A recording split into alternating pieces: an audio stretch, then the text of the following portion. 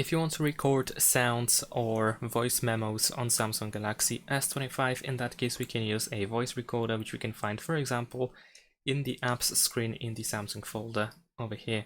So once we open it, we will need to grant permission, of course, and then we can press this recording button at the bottom of the screen.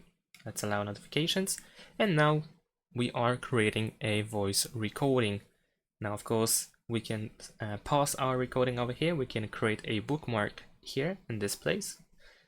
We can pause, like I said, we can renew the recording or play it while it is paused. We can rewind and start recording from a specific point, and we can just stop recording by pressing this square over here. After that, we can set up the name, choose the category, and there we go. Now over here we have all recordings. We can find our recording and just play it over here at the bottom. And we also have some additional options like the speed. We can create a bookmark again, and so on and so forth. We can also tap on this side over here on the bookmarks here on the left side in order to open them, where we can add notes or remove them. Thanks for watching. Leave a like and subscribe to my channel, and see you in my next videos. Bye.